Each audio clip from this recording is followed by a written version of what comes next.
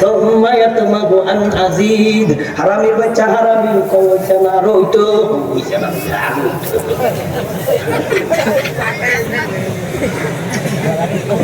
আল্লাহ বলেন হাবিব আমার, এরা আপনাকে মস্কারি করে, ক্রিটিসাইজ করে, উপহাস করে, কোরআন নিয়ে উপহাস করে, আপনার সাহাবা একরামদেরকে নিয়ে উপহাস করে। এদের হাতে ক্ষমতা, এদের কাছে ধন সম্পদ, এদের আছে পুলিশ আর্মির বিডিআর, এদের আছে অস্ত্র, এদের আছে ক্ষমতা, এদের হাতে সবকিছু। এদের ধারণা আপনারা তাদের প্রতিবাদ করতে পারবেন না। আপনারা দুর্বল, অসহায়, টাকা নাই, পয়সা নাই, অর্থ নাই, করি নাই, আপনাদের লোক সংখ্যাও নাই। আপনি তাদেরকে বলে দিন, কুল হুয়াল কাদির আলা يبعث عليكم عذابا من فوقكم أو من تحت أرجلكم أو يلبسكم شيعا ويذيق بعضكم بأس بعض كبت بأس بعض قرآن আয়াত হইল বাস বাদ, আর আমি পড়েছি বাস বাদ। এটা ওয়াজাইতাছে, এর লাগি তোরে কইলাম এটা সহি, ভুল কইছ না। আবার হুজুর এদেরকে আপনি বলে দিন, আপনারা দুর্বল হতে পারেন, আমি দুর্বল না। আপনারা অসহায় হতে পারেন, আমি অসহায় না। আপনারা এদের প্রতিবাদ করতে অক্ষম হতে পারেন, আমি অক্ষম না। আপনি বলে দিন, আমি তোমাদেরকে ধরতে সক্ষম। আল্লাহ অক্ষম না সক্ষম? আল্লাহ বলেন কুল, নবী আপনি বলুন হুয়াল কাদির। কাদির কা মানে কে হয়? সক্ষম। আমি আল্লাহ তাদেরকে ধরতে সক্ষম। তবে তাদেরকে ধরবো কিভাবে? আপনি বলে দিন, আমি তোমাদেরকে ধরিব। আমি তোমাদেরকে ধরবো কিভাবে জানেন? মিন ফাওকিকুম, তোমাদেরকে আমি উপর থেকে ধরবো। আও মিন তাহতি আরজুলিকুম, আমি আল্লাহ তোমাদেরকে তোমাদের পায়ের নিচ থেকে ধরবো। আও ইয়ালবিসাকুম শিয়াগা, আমি আল্লাহ তোমাদেরকে ভিন্ন ভিন্ন বিরোধী দল বানাইবো, আর এক দলে দিয়ে আরেক দলে ধরব। ভিন্ন বিরোধী দল বানাইবো, এক দলে দিয়ে আরেক দলে ভিড়ায়াম, এক দলে দিয়ে আরেক দলে আমি ধরাম। আল্লাহ বলেন আমি কয়ভাবে ধরবো? সাইভাবে। কয়ভাবে? কয়ভাবে? সাইভাবে। মিশা কথা কইতে আরো মনে হয়, লেকিন কোরআনের আয়াত বার করে দেখাইতেছি। দেহ 7 নম্বর পারা, কত নম্বর পারা? 7 নম্বর পারা, সূরা আনআম আয়াত নম্বর 65। আয়াত নম্বর 65, ঠিক আছে নজর? আমি যত আমি তেরে কইব হুজুরে তো আনকমন ওয়াজ করতেছে, এটা তো কোনোদিন ভাইছি না। তুই ভাইছিস না? বুঝি কোরআন শরীফ পড়লে না হইতে কেন প্রশস্তি করা। আল্লাহ বলেন কুল, নবী আপনি বলুন হুয়াল কাদির, আমি আল্লাহ সক্ষম। আলা আইয়াবাতা আলাইকুম দানবা, আমি তোমাদেরকে শাস্তি দিতে আমি আল্লাহ সক্ষম। কিভাবে শাস্তি দিব? মিন ফাওকিকুম, আমি তোমাদের মাথার উপর থেকে তোমাদেরকে দিব। আও মিন তাহতি আরজুলিকুম, আমি তোমাদেরকে ধরব পায়ের নিচ থেকে।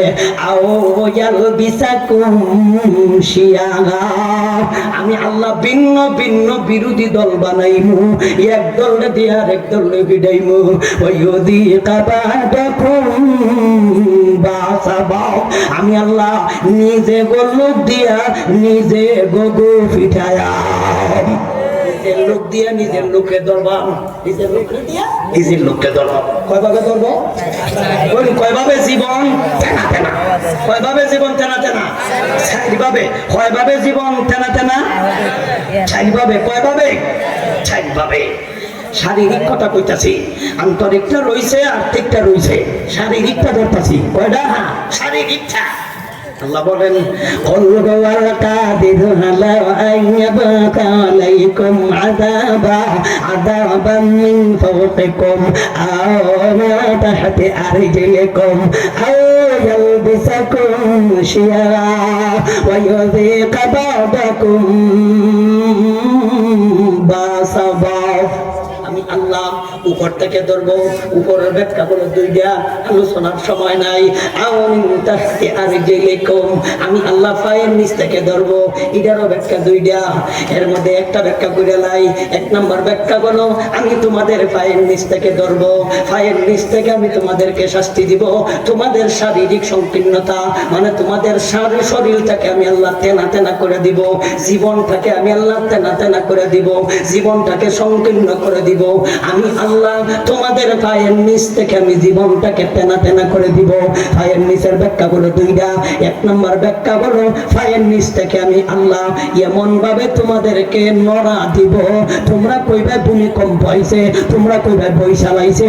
আসলে ভূমিকম্প দিয়ে তোমাদের বিল্ডিং ঘর বাড়ি উখড়ে যা ছিল সবগুলো আমি রাখতাম না, নিচে ফেলাইয়া তোমরা সহ আমি আল্লাহ ধাক্কা করে দিব।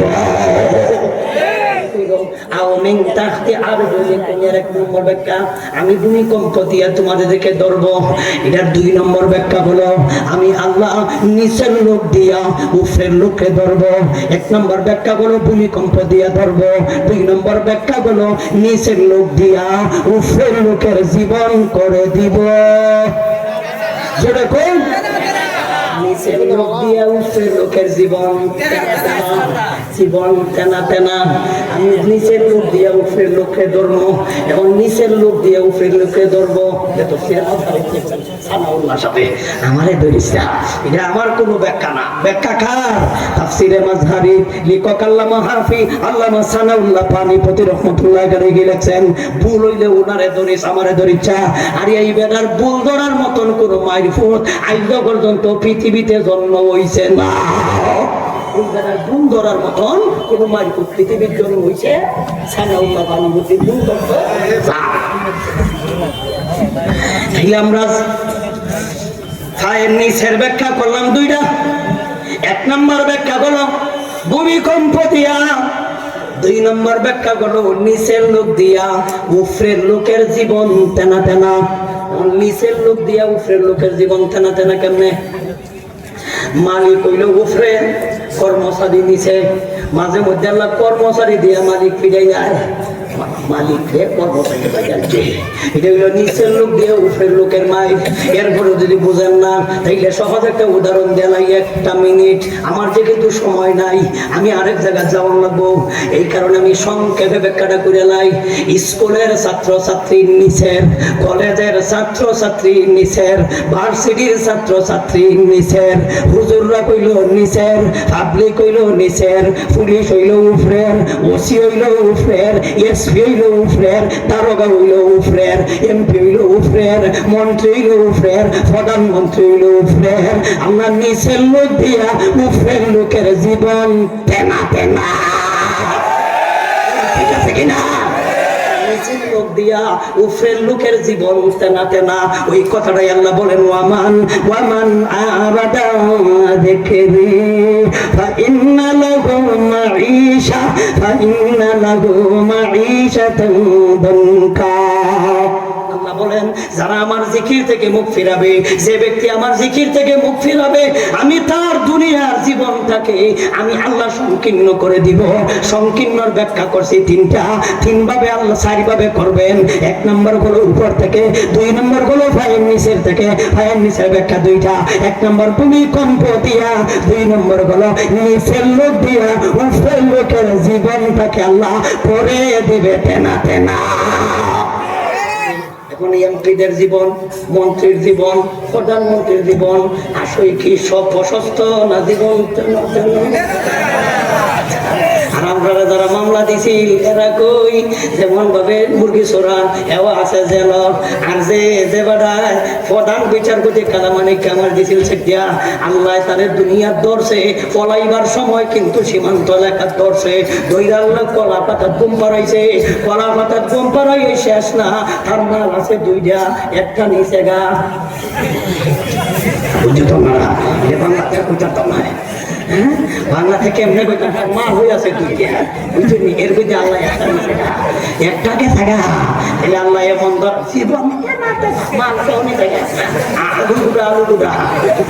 এরপরে যদি বুঝো না তার কেমনে কইতা। কিন্তু এরপরে আল্লাহ তার জীবনটারে তেনা তেনা বানাইছে কেমনে। এখন এখন কই আছে?